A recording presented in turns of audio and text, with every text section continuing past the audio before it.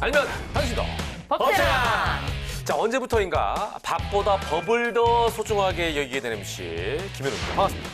매일같이 밥 먹는 밥상 대신 밥상 차리는 변호사 신일입니다. 네, 요즘엔 법보다 밥 먹는 것에 더 신경 쓰는 남자 빅데이터 전문가 전민기입니다. 아니 뭐예요? 저 팀장 평소 같지 않게. 아니, 뭐 네. 법도 중요한데 생각해보니까 네. 먹고 살아야 다 쓸모 있는 거 아닙니까? 이제 생활형 그렇습니다. 패널로 돌아갔군요.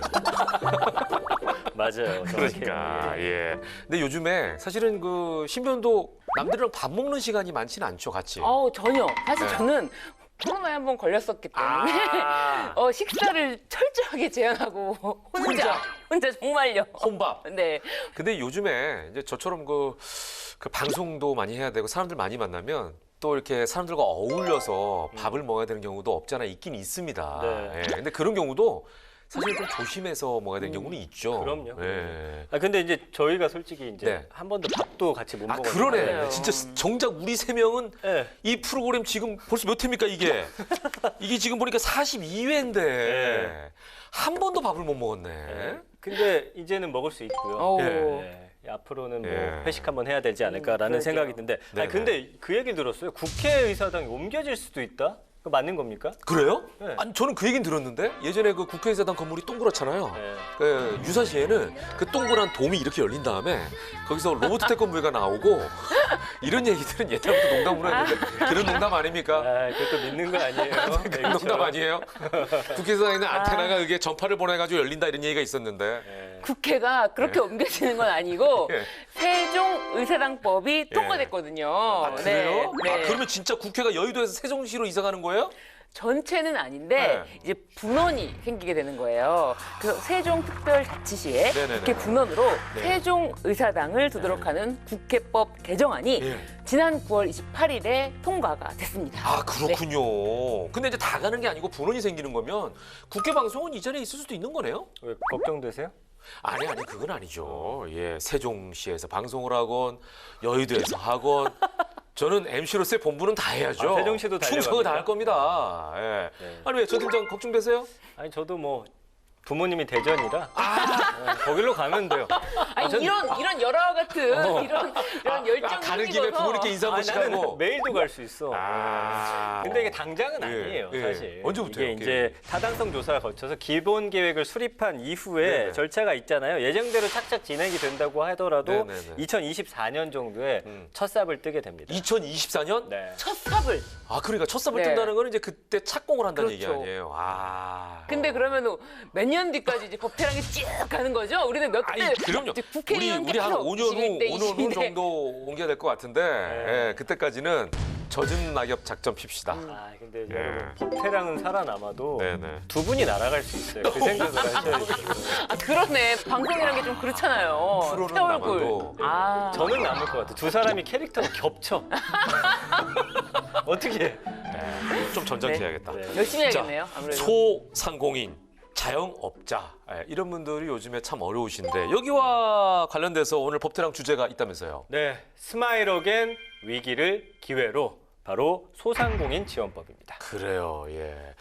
창업하고 하는 자영업자가 요즘 엄청 줄었다는 얘기를 들었습니다. 이게 아마 좀 어려워서 그런 것 같아요. 네, 그 통계청의 네. 9월 고용 동향은 보니까요. 예. 8월 취업자 수가 2,768만 3천 명. 예. 이게 1년 전보다 67만 명 늘어난 건데 아, 취업자는 늘었구나. 예, 코로나19 직격탄을 맞은 자영업자 수가 지금 보시면요. 552만 8천 명. 전년보다 2만 6천 명이 감소를 한 겁니다. 예, 그래서 552만 8천 명이 1993년 이후 28년 만에 오. 가장 적은 수준이라고 하네요. 그래요. 하기는 뭐 자영업자가 좀 많긴 한데, 근데 자영업자가 많은 이유는요. 사실은 은퇴 이후에 뭔가 좀 쉽게라는 표현은 좀 그렇지만, 내가 이제 특별한 기술이 없을 때 뭘 할 수 있을까? 이렇게 생각해 보면 사실은 내가 뭔가 차리는 거 외에는 방법이 없잖아요. 맞아요. 저도 이런 생각은 있습니다. 나중에 방송이 좀 줄거나 나이가 좀 들면 가게라도 하나 열어야 되지 않나? 이런 생각은 하거든요. 많이 하고 계시잖아요. 예, 자, 아무튼 예. 지금 코로나 시대를 사는 자영업자, 이 소상공인들은 벼랑 끝에 몰려 있는 상황입니다. 이분들에게 길을 팍팍 넣어줄 법안을 한 보따리 싸들고 법태랑을 방문한 분이 계십니다. 누굴까요? 바로 이분입니다.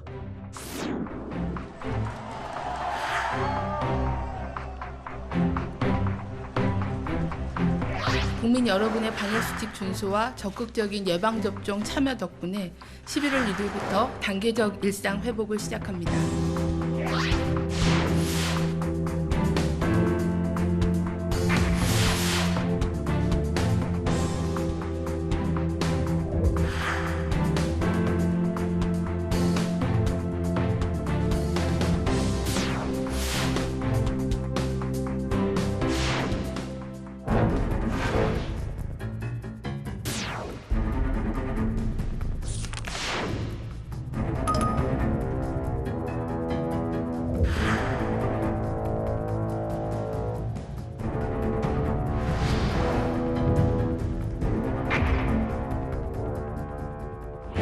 우리 국민이, 우리 이웃이, 우리 가족이 하루하루 목이 조여 사지로 내몰리고 있습니다. 세금 감면과 공과금 감면 등 정부가 즉각 결정할 수 있는 일에 시간을 허비해서는 안 됩니다.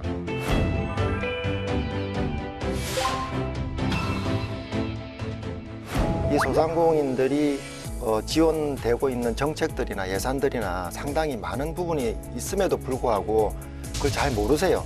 어떤 부분은 비용 지원도 받을 수 있고 처리의 자문도 받을 수 있고 교육도 받을 수 있는 그런 걸 법 제도화한 거죠. 관리관세자 기준을 4,800만 원에서 8,000만 원으로 상향을 시켜놨습니다.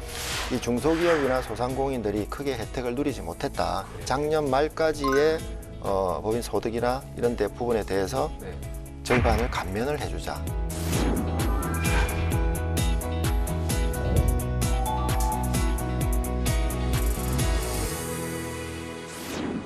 부산 연재의 힘, 이분의 쌓여가는 이야기는 곧 국민의 행복으로 이어집니다. 국민의힘 이주환 의원 함께 하셨습니다. 어서 오십시오. 반갑습니다. 예, 반갑습니다. 네. 안녕하세요. 네.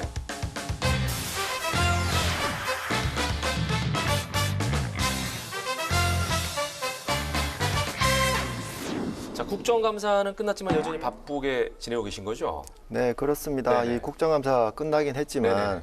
또 우리 지역 일정들이 있고 또 그렇죠. 당의 일정들하고 예, 겹쳐서 예. 알다시피 또 대선을 그렇죠. 목전에 두고 있기 때문에 예. 많은 일정들을 소화하고 있습니다.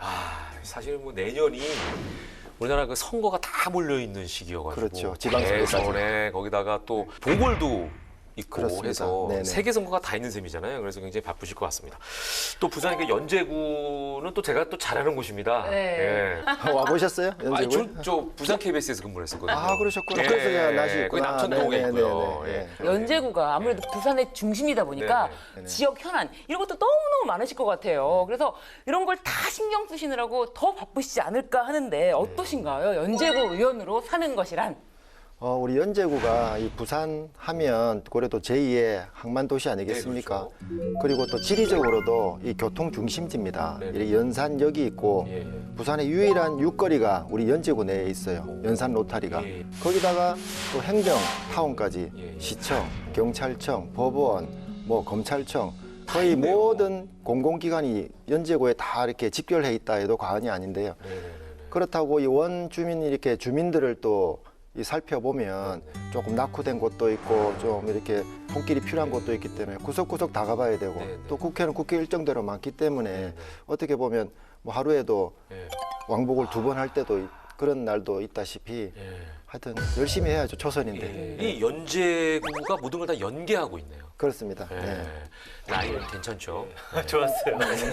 아니 하루에 2번 막 이렇게 서울 왔다 갔다도 하셨다고 네. 하는데 그게 물리적으로 가능합니까? KTX나 뭐 비행기 주로 이용하세요? 뭘 이용하시면 두 번씩 왔다 갔다 하는 게 편하세요? KTX가 나왔어요? 비행기가 아니고는 그렇게 안 됩니다. 그렇죠. 네, 네. KTX는 시간 네, 네. 3시간 정도 걸리니까. 그렇습니다. 네. 혹시 이게 이제 지역구와 여기 이제 여의도가 좀 멀다 보니까 생기는 혹시 재밌는 에피소드 같은 건 없으세요? 한 번씩 일정 관련해서는 진짜 좀 뭐랄까 난감할 경우가 한 예, 번씩 있습니다. 예. 부산 지역 일정 열심히 한다고 다니고 있는데 긴급 회의가 열려요. 그러면 이제 비행기 1시간 바로 뒤에 비행기를 예약을 하고 가는 와중이나 아니면 뭐 비행기 안에 있을 때 그게 취소가 되고 예? 뭐 연기가 되고 그럼 얼마나 허탈해요. 그럼 또 어떻게 비행기 돌 수도 없고. 그러니까요. 어차피 그러니까 공항에 다시 내려야 되잖아요. 좀 그런 부분들이 좀 보면 난감한 부분이 있습니다. 여기서 갑자기 궁금해지는데요. 네. 제가 이제 영화 같은 거 보면 비행기 안에서도 비상전화 같은 거 이용해가지고 막 그 테레폰 같은 거 나올 때 네. 연락하잖아요. 비행 오는 중에 취소됐다는 얘기는 우리 핸드폰으로는 못 받잖아요. 들을 수가 없죠. 네, 이건 네. 꺼져 있거나 네. 항공 모드가 돼 있으니까 네, 네. 혹시 비행기를 통해서 이렇게 연락이 오거나 이런 경우는 없나요? 그거는 국가 비상 사태 아니면 없을 것 같습니다. 갑자기 궁금해졌어요. 그런 일이 없었으면 좋겠습니다. 네. 아니, 의원님 보니까 경제 전문가시더라고요. 네, 네. 그래서 이 위원회를 아예 택하셨는지 모르겠지만 산업통상자원 중소벤처기업위원회. 네, 이름이 예. 깁니다. 네. 이게 엄청난 걸 포함하는 거예요. 그러니까요. 네. 아니 산업통상자원부라는 게 우리 부서가 벤처기업. 있잖아요. 네, 근데 또 거기에 벤처기업까지 붙였으니까. 위원회. 네. 어떻게 보면 제가 전문적으로 이 분야를 너무 잘한다기보다는 시의원을 하면서 또 시의원 하기 전부터 지역을 다니지 않습니까? 그러면 이 중소상인들, 자영업자들 이렇게 민원들을 많이 받게 돼요.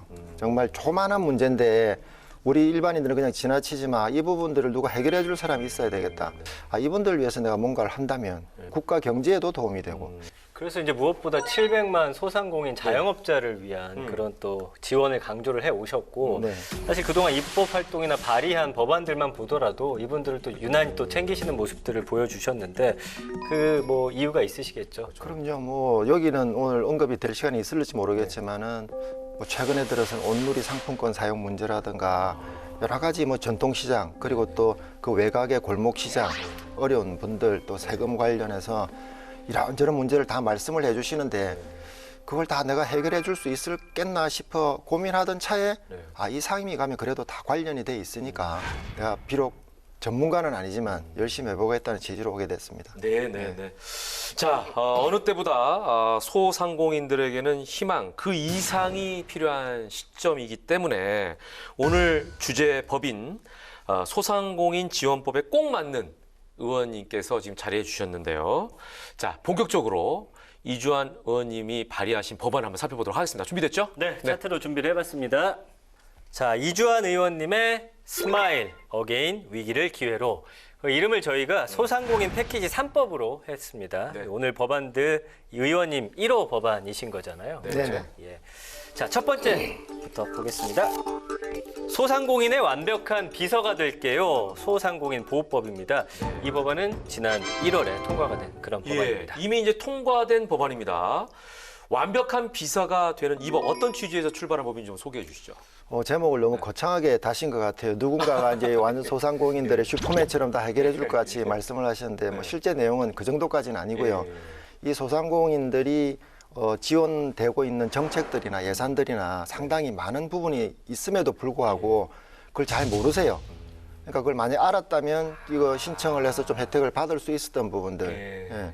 그런 부분들이 좀 아쉬워서 본인의 권리인데 못 찾는 부분. 그렇죠. 네. 그러면 왜 못 찾느냐. 그러니까 법을 들여다보니까 이게 소상공인진흥공단에서 조금 더 이렇게 좀 능동적으로 홍보를 하고 또 이분들한테 찾아가서 그런 정책 서비스를 한다면 이분들이 조금이라도 있는 예산에 있는 정책에 도움을 받을 수 있지 않습니까? 그래서 그 법을 만들게 됐죠. 그렇죠. 그러니까 이게 주는 사람 입장에서는 굳이 달라고 안 하는데 줄 이유가 없거든요. 맞습니다. 근데 네. 이분들 잘 모르니까 굳이 달라고 안 해도 좀 찾아서 줘라. 이런 취지신 것 같아요. 네네. 그 내용 중에 이제 그런 내용도 홍보 내용도 들어가 있고 또 이 소상공인들이 보면 세무회계 쪽에 장사를 하고 이렇게 벌긴 벌고 또 적자 보기도 하고 하는데 이 과정 속에서 이 세무나 회계 쪽에 상당히 관심도 없으시고 예. 또 취약하십니다. 모르죠. 예, 잘 모릅니다. 내가 저도 잘 모르는데. 세금을 얼마를 내야 될지, 얼마를 또 이런 부분 절세를 할 수 있을지 그런 부분 모르는 내용을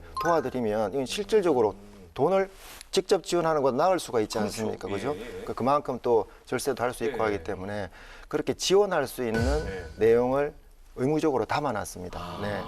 그럼 뭐 신병 같은 변호사들 이런 분들이 이제 거기 가서 약간 봉사 차원에서 이렇게 찾아가는 서비스 이런 것도 있고. 세무회계는 저도 막힙니다.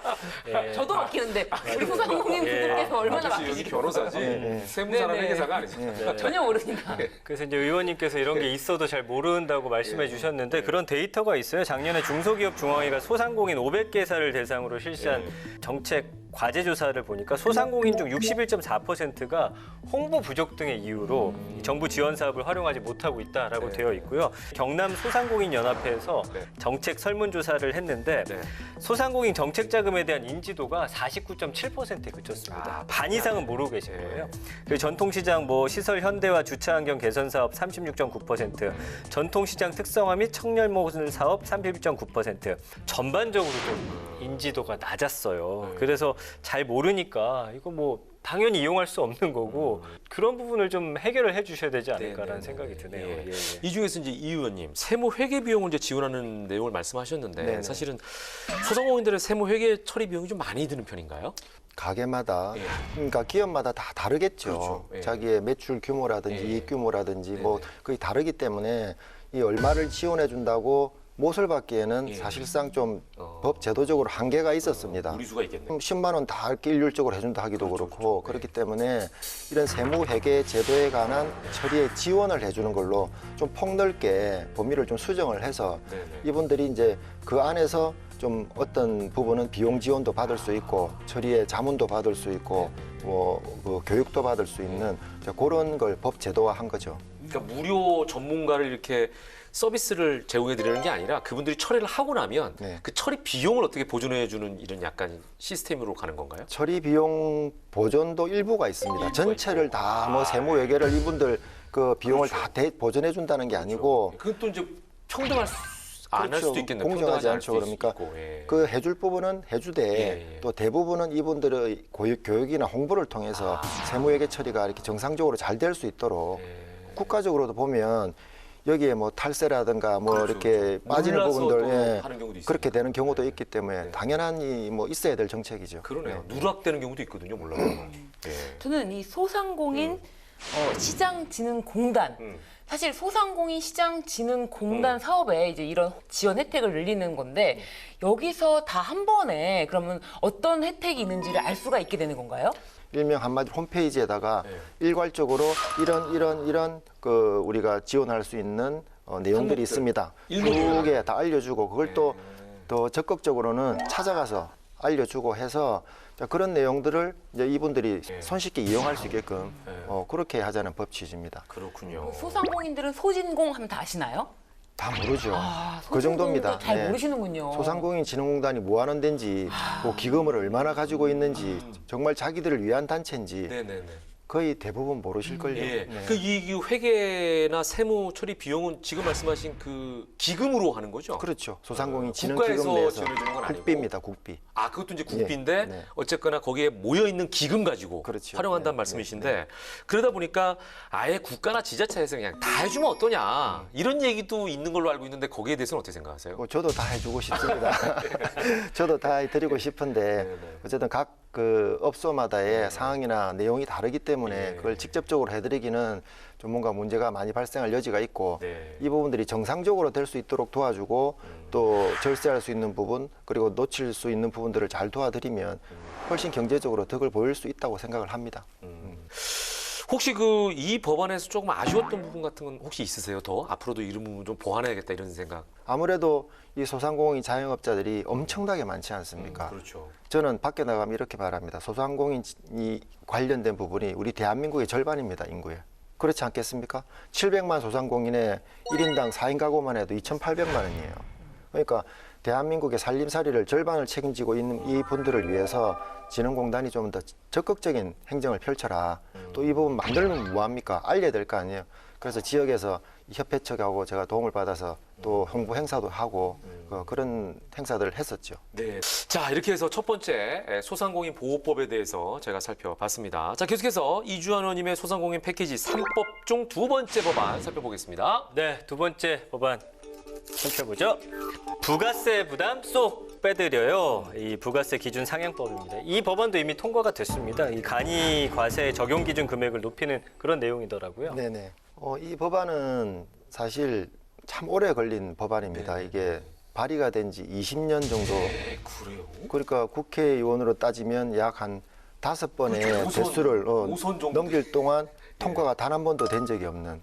아, 근데 이번에 하신 거예요? 그렇죠. 네. 근데 저만 한 게 아니라 같이 힘을 모아서 물론 자기들이 바꾸고자 하는 법의 세부 내용은 조금씩 달랐지만 예, 예. 어쨌든 국가가 팬데믹 상태에서 네네네. 코로나19를 만났기 때문에 네네. 이번 법안이 통과될 수 있었던 것 같아요.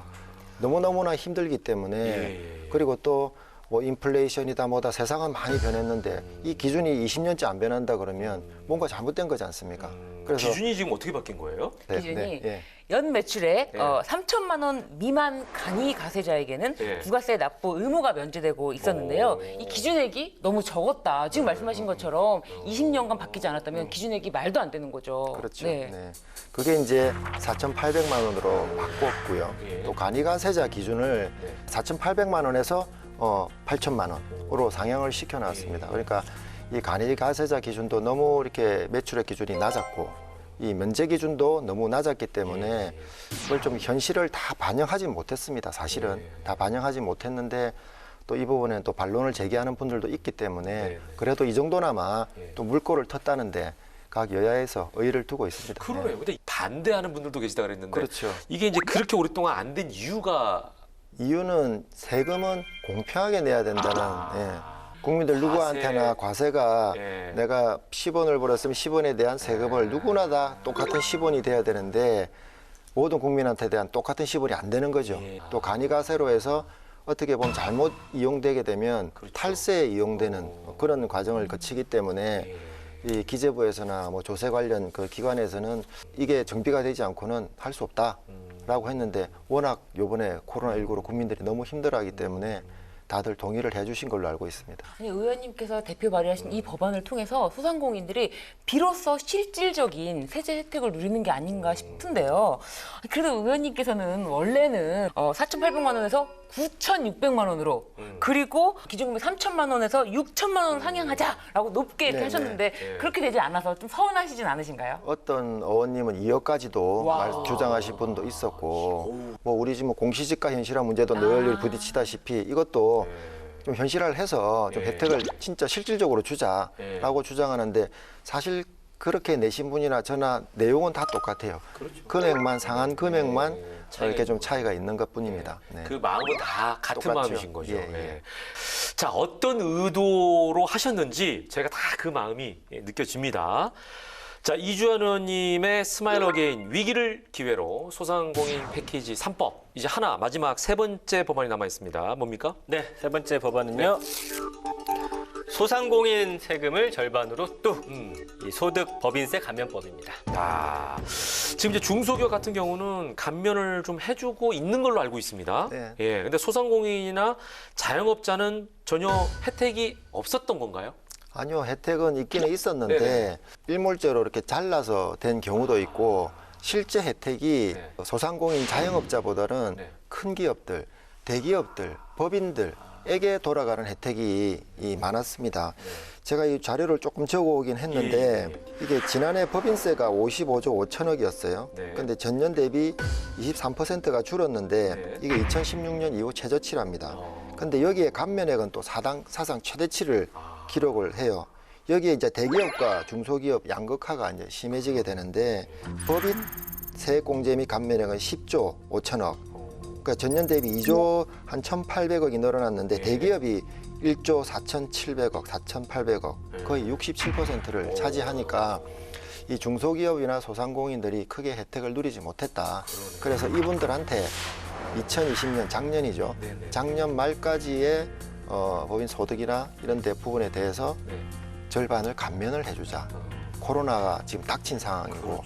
그러니까 법인이 아닌 이제 이런 분들은 주로 대상자가 자영업자니까. 그렇죠. 네. 법인이 아니라 개인 그 사업자. 개인 사업자를 내게 되잖아요, 네네. 그죠? 이제 그런 분들이 이제 혜택이 좀 많이 돌아가야 되지 않냐 이제 이런 말씀이신 그렇습니다. 거죠? 예. 근데 이제 문제점이 하나가 생겨버렸습니다. 네. 이게 법이 일몰제 법이거든요. 그러니까 작년 소득에 관련해서만 올해 이제 감면을 해주는데 벌써 지금 시간이 2021년 지금 연말을 바라보고 있지 않습니까? 그러네요. 이제 곧 이제 내년 되면은 올해 거에 대해서도 이제 예. 어떻게 할지에 대한 논의가 그래서 필요한데. 지금 이 또 코로나가 뭐 예. 아주 지금 위중한 상태고 그렇죠. 물론 11월 달부터 위드 코로나를 한다고는 하지만은 네. 이게 정확하게 자영업자한테 얼만큼 긍정적인 효과를 바로 미칠 수 있을지 불투명하잖아요, 불투명한 지금. 상황이고 해서 올해 2021년분도 어느 정도 이 조세 당국하고 좀 이렇게 상의를 해서 이분들의 좀 어려움을 덜어줘야 되지 않나. 만약 법 개정이 필요하다면 일몰법을 좀 연장을 하든지 아니면 좀 실무적으로 가능하다면 그 방법을 찾든지 그런 노력을 좀 해야 될 것 같습니다. 그런데 이 법에 보면은 아주 구체적인 사항이 있는데 네. 이 근로자 유급 휴가에 대한 세금 감면 혜택도 있다. 아니 이런 내용까지 담으신 이유는 어떤 걸까요? 그러니까 코로나 상황으로 인해서 이 사람을 좀 쉬게 한다든지 아니면 자가격리를 또 당할 수도 있지 않습니까? 예. 여러 가지 본인이 이유에 원하지 않은. 원하지 않는 네. 그런 휴가 상황이 생기고 네. 급여는 줘야 되고 예. 그렇게 되면 받는 분도 좀 미안하겠죠. 장사는 장사대로 안 되는데 네. 그리고 또 기업 측면에서는 얼마나 고충이 심하겠습니까? 그렇죠. 그래서 그런 부분에 한해서 내는 급여의 일정 부분을 국가가 좀 책임을 좀 져라. 어려운 직원들의 복지나 여러 가지를 생각을 해서 좀 국가가 같이 책임을 지는 그런 모양새의 법안입니다. 예, 이렇게 되면은 이제 유급 휴가를 어쩔 수 없이 써야 되는 사람도 눈치를 안 볼 것 같고, 네네. 그죠? 예. 그러면은 이 고용주 입장에서는 자기는 또 감면을 받으니까 또 편안하게 또 이 부분을 좀 생각할 수도 있고 이렇게 될 수 있겠네요. 근데 지금 상황은 좀 그렇지가 않잖아요. 상당히 안타까운 부분은 이게 어느 정도 규모가 있는 예. 뭐 중소기업 같으면 또 이렇게 적용을 해볼 수 있겠지만은 네네. 5인 미만 사업장이라든가 그렇죠. 뭐 직원이 작다든가 진짜 영세기업. 예, 이런 부분들은 서로 가족 같은데 아, 저 좀 실례요. 이게 잘 안 됩니다. 맞아요. 예, 그래서 사장 어렵다고 하는데. 실효성 있게 좀 되기가 힘든데 어쨌든 제도를 마련을 해야 그 기업 주도, 상점 주도 이 직원들을 편안하게 좀 쉴 수 있고 또 그 쉴 수 있는 동안 또 급여를 또 받을 수 있도록 할 수 있는 부분이라서 좀 제도화시키자는 목적이었습니다. 특히 이제 5인 미만 사업장 지금 얘기를 하셨잖아요. 예. 이 5인 미만 사업장 종사자는 유급 휴가비를 거의 못 받았다는 이제 얘기도 들리는데 전 팀장 그 네. 데이터가 좀 있죠? 그 정부가 지난해 2월부터 코로나19로 격리된 근로자가 유급 휴가를 제공한 네. 그 사업주를 대상으로 유급 휴가 비용을 이제 지원을 하고 있는데요. 국민연금공단으로부터 받은 그 데이터를 보니까요. 5인 미만 사업장의 종사자 중에 코로나19로 격리가 돼서 유급 휴가비를 받은 비율이 놀라지 마십시오. 0.28%. 네. 0.28%면 거의 안 받았다는 얘기네, 진짜. 맞아요. 300에서 499인 기업의 3분의 1도 못 미치는 수준인데 너무나 적죠. 300인 이상 499인 미만 사업장의 경우는 이보다 3.4배 높은 그것도 사실 0.94%밖에 안 됩니다. 그래서 이어 100인에서 299인 사업장은 0.92%, 50에서 99인 사업장 0.87% 순이었는데 아이고. 어쨌든 전체적으로 그러네요. 네, 전체적으로 거의 다 어렵긴 그렇습니다. 어렵네요. 예. 이 상황 자체가. 예. 자, 이렇게 이제 여러 가지 이 법들에 대해 살펴봤는데 갑자기 이제 이런 궁금증은 좀 생겼습니다. 국회의원분들이 뭐 워낙 바쁘시니까 휴가를 잘 안 쓰실 수도 있는데 혹시 휴가를 쓰는 경우에 유급 휴가인가요? 아니면 어떻게 되나요? 제가 초선이라서 국회의원 휴가가 있습니까 도대체? 휴가 제가 없는 걸로 알고 있습니다. 질문을 잘못했네요. 아, 이것도 좀 법적으로 누가 좀 발의하기 좀 눈치 보이시겠다. 안 해도 됩니다. 안 해도 됩니다. 예, 예, 예. 근데 네. 이 소상공인 패키지 3법 네. 이게 출발은 유통산업 발전법이라고 하는데 이 법안도 좀 소개를 해주시면 좋을 것 같은 생각이 들어서요. 네, 이게 법안을 세 개를 묶어서 네네. 나의 1호 법안이다 해서 이제 이렇게 국회의원이 되고 나서 맨 먼저 이렇게 발의를 한 법안 중에 네. 유통산업발전법이 들어가 있습니다. 그 유통산업발전법이라는 게 제가 최대한 쉽게 설명을 드려야 되니까 우리 지역의 동네에 네. 큰 마트가 들어오잖아요. 예. 좋잖아요. 그러면 뭐 이게 뭐 일명 무슨 마트 소비자들은 무슨 굉장히 마트 좋아요. 편하죠. 네. 그런데 그 골목 상권을 지키고 그 네. 주위에서 있던 네. 사람은 어떻게 되겠습니까? 약간 아무래도 위축되죠. 예, 그쪽에 가서 마트에 조그마한 그 점포에서 물건을 사던 사람, 먹던 사람들이 마트로 빨려 들어가 버리고 나면 네, 네. 당연히 힘들어지겠죠, 지역은. 그래서 네. 지역하고 이렇게 상생하라는 취지에서 기존 법에도 지역 상생 협력 계획서라는 걸 제출하도록 돼 있습니다. 제출해서 이제 자기들이 뭐 이렇게 지역 업체들하고 이 부분에 어떤 행사를 하고 네네. 어떤 베풀어 주는 그런 내용들도 만들고 해서 이렇게 네. 계획서를 짜는데 네. 그 계획서가 의무 사항이 아니었어요. 아, 그러니까 그 계획- 권고사항인가요? 그렇지 권고 사항인 상태였죠. 그러니까 협력 계획서를 제대로 만들어서 진짜로 제대로 이분들한테 상생이 될 수 있는 역할을 하라는 취지의 내용을 담고 있어요. 아, 예. 그러네요. 좀 약간 강제 사항으로 만들어 놓은 거죠. 그러네요. 네, 네. 예. 근데 진짜로 그렇게 하셔서 그런지 몰라도 마트가 있으면 그 지역에 있는 그 재래시장하고 같이 해가지고 예를 들면은 그 중간에다가 같이 그 장을 보러 오는 소비자들을 위해서 뭘 만든다든지 그렇죠. 네. 문화센터를 그 중간에 만든다든지 맞아요. 뭐 이런 경우를 저는 많이 봤어요. 네, 서로서로 윈윈할 수 있는 상생이라는 게 서로서로의 윈윈 아니겠습니까? 그러니까 뭐 주차장을 이용하는 부분이라든지 뭐 어떻게 이 신용카드 활용하는 부분에 있어서 좀 도움을 준다든지 아니면 그 안에 진짜로 문화시설이 전통시장 맞아요. 안으로 들어가서 한다든지 그 노브랜드라는 그 브랜드를 들어보셨잖아요. 노브랜드가 그런 취지에서 시작이 된 거예요. 시장을 좀 이렇게 활성화시켜줘야 되겠는데 시장에 파는 상품들 들고 가서 하면 안 되지 않습니까? 그러니까 이 지역에서 팔지 않는 상품들만 엄선을 해서 시장 안으로 들어가되 그 들어가는 여건으로 이렇게 현대화시켜주고 개선시켜주고 하는 그런 노력도 상생협력의 일환이었죠. 한 부분이었었고 여러 가지 이제 상생협력할 수 있는 방법들이 있겠는데 이제 그 부분들은 이렇게 강제로 협력 계획서 내라. 그리고 이 지자체에서 이걸 다 챙겨 나가면 아무래도 좀 더 나아지지 않겠나. 그렇게 해서 네. 이행하고 있는지 네네, 또 체크를 점검하고. 하고 네네. 점검하고. 맞습니다. 예, 예. 자, 이렇게 해서 저희가 의원님과 함께 소상공인 패키지 3법에 대해서는 이제 여러 가지 다양한 내용들을 살펴봤습니다. 앞으로도 보니까 지원해야 될 것들에 대해서 고민이 많으실 것 같은데 또 어떤 입법 계획을 갖고 계세요? 역시나 이제 대다수 국민들이 혜택을 받으면서도 반대 이 그늘에서는 또 소상공인들이 약간 고통을 받는 게 이 플랫폼 기업과의 경쟁입니다. 어떻게 보면 이 플랫폼 기업들이 골목 상권을 뚫고 들어오는 경우가 허다합니다. 네, 네. 배달. 네, 그렇죠. 배달. 요즘 배달 없이는 살 수 없는 세상이 예, 돼버렸어요. 예, 예. 그리고 뭐 택시 네, 네. 등등 이번 국감에서 큰 이슈가 되었습니다마는 그 플랫폼 기업들에서 우리도 상생 협력안을 내놓겠다. 자기들도 그 부분에 대해서 책임감을 느낀다라고 또 시인을 하시고 같이 노력을 해준 모습을 보이기 때문에 어떻게 보면 국감에서 이제 더 큰 이슈가 안 되고 좀 조용히 넘어가긴 했지만 앞으로 계속 이게 주시를 해서 플랫폼 기업들도 온 국민한테 그 기술로 좋은 혜택을 주고 여기에 관련된 골목 상권들도 같이 윈윈할 수 있는 그런 방법이 없을까? 분명히 있을 것이다. 네, 네. 그 부분을 좀 예의주시하고 법안도 준비하고 해야 될 것 같습니다. 예, 예.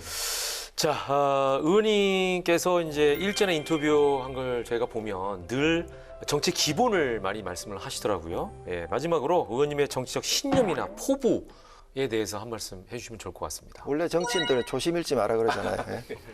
진짜 늘 조심 잃지 않고 네, 네, 네. 정치인이 해야 될 저는 기본이 있다고 생각합니다. 선거 유권자들과의 약속을 지키고 네. 정말로 사리사욕 챙기지 않고 예, 예.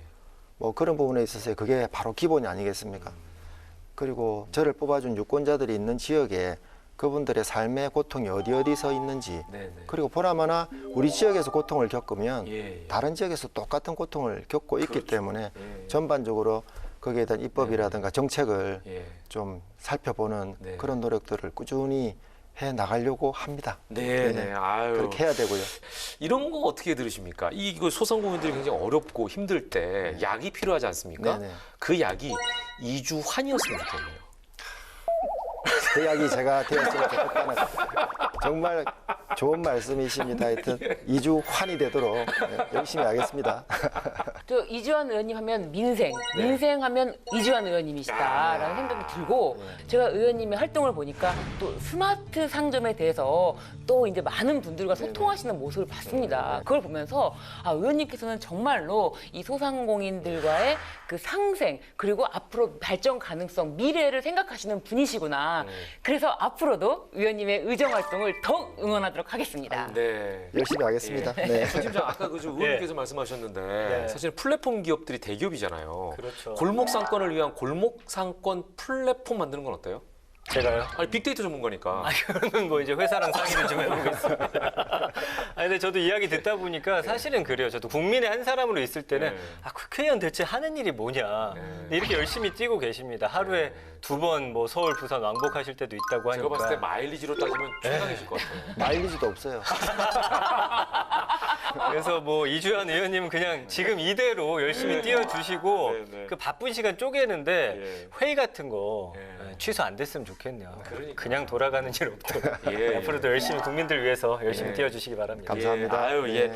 자, 정의롭고 공정한 세상을 향해서 더 멋진 의정 활동 펼쳐 주실 이주환 의원님을 기대하면서 여기서 보내드리도록 하겠습니다. 오늘 나와주셔서 고맙습니다. 네, 감사합니다.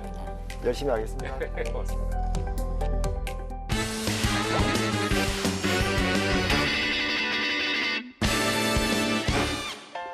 알다가도 모르겠고 모르다도 할 것 같은 법 때문에 속 터지는 분들의 속을 시원하게 해드리는 시간. 궁금할 법 하지. 네, 저 여기에 목숨 걸어요. 예, 이렇게 저도입니다. 빨리 하는 사람은 없을 거다라는 자부심으로 빨리 하는 어떻게 하면 아웃사이더 랩을 할 수 있을까 연습을 많이 합니다. 예. 아, 정말 다재다능 그야말로 못하는 게 없다. 왜 그래요, 저는- 갑자기? 아 정말 항상 느끼는 바예요. 아까 그래서 오프닝에서 캐릭터 준다고 이렇게 잘하는 사람이 있어야 내가 예. 힘을 내가지고 내가 따라가야지. 그래요, 예. 저는 이렇게 그 방송에서 최선을 다하고 에너지가 고갈될 때 여행을 떠나고 싶습니다. 예. 근데 제가 한 2년 동안 진짜 누구나 마찬가지겠지만 여행을 못 가신 분들 많을 거예요. 특히 이제 해외여행 가고 싶은데 못 가신 분들 좀 답답하실 것 같습니다. 예. 근데 뭐 우리나라도 근데 돌아다녀 보니까 좋은 데 많던데. 아니, 그렇죠, 그렇죠. 꼭 해외로 예. 가야 되는 건 아니잖아요. 아니 근데 이제 너무 못 가니까 한 번 정도는 훌쩍 한번 떠나보고 싶은데 이 비행기 기내식도 한번 훅 먹어보고 싶고 좀. 예. 근데 국내 여행은 기내식을 안 주잖아요. 그렇기도 하고 네. 요즘에 해외여행을 가면은 정말 최고의 그 어떤 기분을 느낄 수가 있다. 네. 왜냐하면은 BTS, 네. 블랙핑크, 야 이제 K-팝부터 오징어 게임 열풍이잖아요. 전 그렇죠, 세계를 그렇죠, 강타했잖아요. 그렇죠. 맞아, 그러면 맞아. 우리가 어디 가서 I'm from Korea 해도 네. 다들 막 이런단 말이에요. 오징어 게임, 아, 요절기는 못 알아들어요. 스퀴드 게임. 아 근데 이제 K 문화도 문화인데 그 외국인들이 우리나라를 가장 부러워하는 게 혹시 뭔지 아세요? 뭐예요? 스포츠 선수, 손흥민 스포츠스타들? 선수, 아니야, 김연경 선수, 뭐 아니 스포츠. 요즘에는요 K푸드. 우리나라 음식이 전 세계적으로 열풍입니다. 역시. 난리 났어요. 그것도 맞는데 예. 그것과 더불어서 뽑기 파는 거 장난 아니잖아. 아 맞아요. 예. 그래서 외국인들이 지금 제일 부러워하는 게 예. 바로 우리나라의 배달 문화라고 합니다. 아 그래요? 예. 맞아요. 예전에는 정말 네. 짜장면 시키신 분, 뭐 짜장면이 정답! 배달 문화의 이창명. 독도까지 오잖아요. 짜장면이 우리나라 네. 배달 문화의 대표 주자였는데 네. 야 요즘에는 안 되는 메뉴가 없더라니까요. 아. 정말 저도 너무너무 놀래요. 혹시 이 메뉴도 있나 찾아보면 다 있어요. 샤브샤브. 와 저 깜짝 놀랐어요. 샤브샤브가 되더라니까. 이제 삼겹살도 구워서 갖다 주니까. 맞아요. 맞아. 근데 그뿐만이 아니고요. 네, 네. 요즘에는 그 집에서 영화 보는 일이 많다 보니까 네. 영화관에서 팝콘 배달까지 해주더라고요. 진짜요? 네, 기내식도 배달해서. 아, 진짜요? 기내식도 돼요? 먹을 아, 나 수 그거 있어요. 한번 시켜보고 싶다. 와우. 진짜로. 자, 다 좋은데 근데 말이죠. 이렇게 배달 문화가 발달하다 보니까 이제 배달 사고가 좀 많이 생기죠. 그렇죠. 왜냐면은 건수가 너무 많으니까. 예. 자, 오늘 궁극법 사연이 바로 이 배달 분쟁입니다. 도대체 어떤 배달 사고여서 법적 시비까지 붙게 되는지 내용을 꼼꼼하게 들어보시기 바랍니다. 출발합니다. 자기야. 아따, 자네 왜 울고 그랬냐? 와, 오늘도 응아가 안 나와서 그러냐? 아니면 변비약이라도 사올까나? 응아 말고 내 뱃속에 다른 게 있나 봐. 자기야. 뭐시오? 그게 뭔 말이오? 이것 봐. 두 줄이잖아, 두 줄. 뭐? 나 임신했다고, 이 바보야. 뭐시오? 임신이라고? 나의 주니어가 생긴다 이 말이지. 경사났네. 경사나버렸어. 자네 뭐가 먹고 싶은가? 아니 우리 아가가 먹고 싶은 게 뭘까나? 아, 몰라. 어머, 뭐라고 아가야? 치즈랑 베이컨이 잔뜩 들은 햄버거가 먹고 싶다고? 아따 고작 햄버거가 뭐시오? 나가 당장 일본으로 건너가서 나가사키 우동도 사올 수 있고 그 시기 무엇이냐 이태리 나라 가갖고 스파게티도 내가 그냥 직접 사다 줄 수 있구만. 아, 지금은 우리 아가가 햄버거가 먹고 싶다규. 햄버거. 우라 그냥 소박하기도 하지. 햄버거 알았다고. 자 퍼뜩 시켜줄 참이니까 좀만 기다려. 임신한 아내가 먹고 싶다는 말에 배달 앱으로 햄버거를 시킨 남편. 그런데 자기야, 유진이랑 아가 이러다 둘 다 굶어 죽겠어요. 이상한데 분명히 문 앞에 햄버거 두고 문자 달라고까지 내가 썼는데 왜 문자가 없디야? 좀 나가봐야 쓰겄는데. 자기 잠깐만 기다려봐. 왔다. 저거정 햄버거가 안 왔네. 군뱅이를 삶아 잡수셨나? 근데 저거는 무시우? 햄버거가 오지 않자 문 앞에 나간 남편은 할 말을 잃고 말았습니다. 자신이 시킨 햄버거를 세상에나 만상에나 떠돌이 개가 먹고 있었습니다. 오 마이 갓! 아따 저게 삐리리가 뭘 먹고 있다냐? 우리 아가 햄버거를 왜 여보야, 햄버거 아직도 안 왔어? 저게 뭐야? 저 강아지가 내 햄버거 먹고 있는 거야? 아이 몰라. 나가 이 햄버거 가게 놈들이랑 저 개까지 그냥 오늘 가만 안 둘게요. 햄버거를 문 앞에 두고 문자를 보내줄 것을 요청했지만 배달기사가 문자는 보내지도 않고 햄버거만 문 앞에 둔 탓에 동네 떠돌이개가 햄버거를 먹게 된 것이었는데요. 화가 난 남편은 햄버거 가게에 항의 전화를 하게 됩니다. 네, 이것은 요리인가 햄버거인가 패티 속 육즙이 줄줄 흐르는 태랑버거입니다. 아따 여보시오. 장사 이따구로 할게요. 내가 햄버거 문 앞에 두고 문자 달라고 했어요 안 했어요? 네, 그런데요. 그런데요? 그게 시방 말이 막걸리요? 동네 개가 햄버거 다 먹어 치웠는데 이거 우짤끼요. 아, 고객님 그런 불편사항이 있으셨군요. 정말 유감입니다. 다음에 또 주문하시면 그런 일 없도록 하겠습니다. 다음에? 나가 미쳤어? 다음에도 이 가게에 배달시키게? 우리 아가가 먹을 햄버거 걔가 다 먹어치웠으니까 얼른 다시 보내라. 아니, 저 고객님, 저희도 고객님의 불편사항 접수에 응해드리고 싶지만 저희 태량버거는 이미 영업시간이 종료됐습니다. 이 점 상당히 유감스럽게 생각합니다. 영업 종료라고? 아따 나이 당신이랑 배달기사 고소할 끈이끼리 딱 기다려. 아우. 예. 마지막 뭐예요? 다시 보여주면 안 돼요? 예, 뒷목 잡는 겁니다. 예. 이게 이제 옆집으로 잘못 배달된 음식을 배달비도 안 내고 홀랑 먹었다는 이야기는 들어봤는데 개가 배달 음식을 먹었다는 얘기는 또 생판 처음 들어보네요. 그러니까 요즘 워낙 집 앞에 이렇게 뭐 음식물 놓고 가니까 네. 별의별 사고가 다 일어나긴 한데요. 근데 네네네. 이런 경우는 정말 황당하겠네요. 예. 그러니까요. 강아지가 먹을 줄 야, 누가 알았겠어요. 그러니까. 난감하네. 진짜 난감한 네. 경우입니다. 예. 근데 이런 경우는 당연히 음식점에서 다시 배달해줘야 되는 거 아닌가라는 생각도 드는데 다음에 주문하면 안 그러겠다라고 하는 거 이건 좀 적반하장 아닌가 싶어요? 그러니까 이제 문 앞에 배달 후 네. 초인종을 눌러주세요 썼는데 그렇죠. 그 안 한 거잖아요. 네. 배달 기사님의 행동에 좀 문제가 있는 것 같은데 네. 뭐 이런 경우라면 떠돌이개가 아니더라도 네. 혹시 이제 다른 분들이 뉴스 네. 보니까 그 문 앞에 있는 음식들 싹 쓱 가져갈 수도 집어가는 경우도 있더라고요. 네. 그러니까 문 앞에 배달 후에 네. 문자를 달라고 요청을 특별히 했잖아요. 그 요청까지 이행을 해야지 이제 이행이 완료됐다라고 볼 수가 있는데 네네네. 아직까지 이행이 완료되지 않았다라고 볼 수가 있어요. 네네네. 그러니까 이 배달 서비스를 네. 완료하기 전이면은 네. 당연히 음식 점주가 아직까지 이 물건에 대한 소유권이 있는 거고요. 예. 그런데 이 도착을 했을 때 고객이 예. 음식을 주세요라고 배달 그 네. 기사분한테 얘기했을 때 그때는 비로소 이제 고객의 권리가 우선하게 되는 그런 법적인 계약 관계만 따져보면 엄밀하게는 그렇습니다. 그러니까 인수인계가 됐냐 안 됐냐는 그렇습니다. 거죠. 인수인계가 됐느냐 예. 그리고 이행이 완료가 됐느냐. 네. 그래서 예전 판례지만 이제 2018년에도 집에 도착하기 전까지 이 네. 배달 음식의 소유권은 음식 점주에게 점주에게. 있다. 그러니까 네. 소유권이 있다는 말은 즉 책임도 아직 있다는 얘기죠? 그렇죠. 아직 이행이 완료되지 않았다 이런 판례가 있습니다. 그럼 고객은 원하는 대로 햄버거를 다시 받아야 되는 거 아니에요? 이거 가능한 겁니까? 사실 이게 이제 계약상의 권리만 네. 따져봤을 때는 나는 네. 아직 정상적으로 계약을 이행받지 못했다라고 네. 해서 다시 가져다 달라고 요구를 할 수가 있죠. 그러면은 점주 역시 아직 계약 이행이 완료되지 않았다고 봐서 음식을 다시 가져둬야 할 법적인 의무도 있다고 볼 수는 있습니다. 네, 그러면 혹시 그 손해배상 청구 같은 거 가능해요? 왜냐면 이제 음식이라는 게 먹고 싶을 때 딱 먹어야 되는데 그렇지. 이건 보면 시간이 흘러도 너무 흘렀단 말이에요. 그렇지. 짜증이 나지. 네. 이제. 맛도 없지. 그치. 다시 배달해줘도 이건 고객이 손해인 거죠.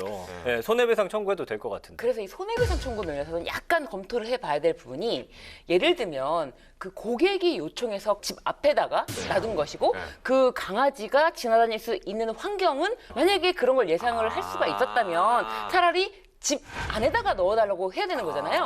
그러니까 집 주인도 고객도 주문을 할 때 약간 어느 정도의 부주의는 있다. 그래서 손해배상 관점으로 접근할 때는 상계, 과실 상계가 가능할 누가 것으로 과실이 더 보여요. 많은가? 이걸 따져봐야 되는구나. 네, 그렇죠. 그러니까 복잡하네. 예, 음식 점주는 아무래도 문자를 주지 않은 과실이 있겠고, 그러네. 그리고 이제 고객 입장에서는 그렇게 그렇지. 다른 개가, 심지어 개가 와서 먹을 수도 있는 곳에 음식을 놓아달라고 한 책임이 있다. 그래서 과실 상계가 어느 정도 가능할 수가 있다라고 예. 보여져요. 근데 이제 예전에는 우리가 이제 배달할 때 네. 배달을 시킬 때 음식점에다 직접 전화해서 시키는 경우가 많은데 요즘에는 배달 앱이 발달해가지고 그렇죠.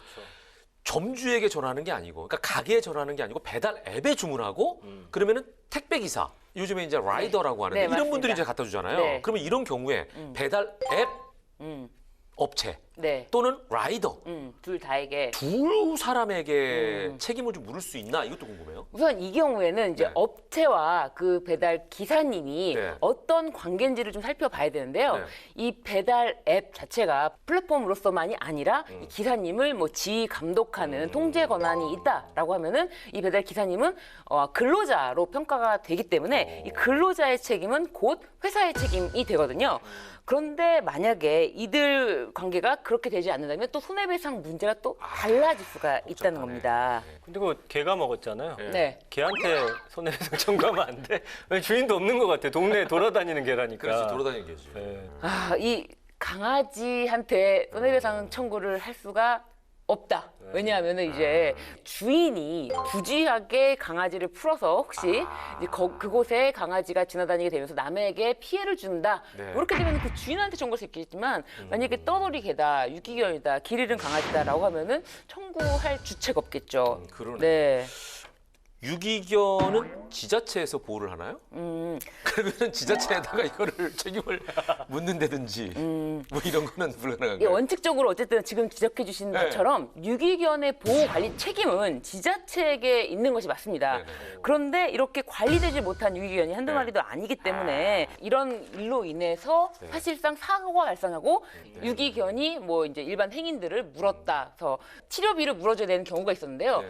이때 당시에 단지 물린 사람만이 아니라 물리지 않도록 도와주려고 했어요. 근데 나 당신 도와주려다가 이게 다치지 않았느냐. 그래서 이 사람한테 책임을 물은 거예요. 도와준 사람도 다치고 이 사람 원래 처음에 공경에 빠진 사람도 다치고 네. 그렇지만 나는 당신을 도와주려다가 그렇지. 이렇게 해를 입었으니 네. 당신이 물어줘라. 당신이 나에게 좀 물어다오 이렇게 한 거예요. 네. 근데 이제 재판부는 도의적으로 배상해 줄 수는 있겠지만 이게 이제 법상으로는 배상을 어떻게 강제할 수는 없겠다 이렇게 해서 이 청구를 기각한 사건이 있었습니다. 유기견의 피해를 발생시켰다 이럴 경우에는 사실상 손해배상을 받기가 어렵다. 야, 지금 얘기를 들어보니까 세상사가 복잡하잖아요. 네. 그러다 보니까 별의별 일이 다 생기네요, 진짜. 예.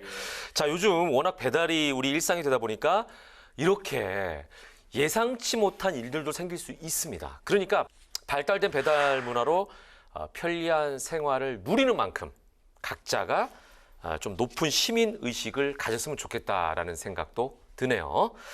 자, 10월에 정말 많이 놀았던 것 같습니다. 대체 휴일이 이틀이나 끼니까 훌쩍 지나버려서 벌써 11월 중순이 되지 않았습니까? 앞으로 대체 휴일이 남은 게 없죠? 없습니다. 아이고. 지난 2월에 이 네, 대체 네, 네. 공휴일 관련 법안이 네. 통과되면서 광복절, 개천절, 한글날까지 음, 대체 공휴일을 인정했어요. 그런데 성탄절은 네. 들어가지가 않았습니다. 이거 근데 많은 분들이 또 아쉬워하실 것 같은데요. 12월 25일이 토요일이더라고요. 근데 사실은 부처님 오신 날도 해야 하는 거니까 애매하네요, 이거. 약간. 그래서 하는 게.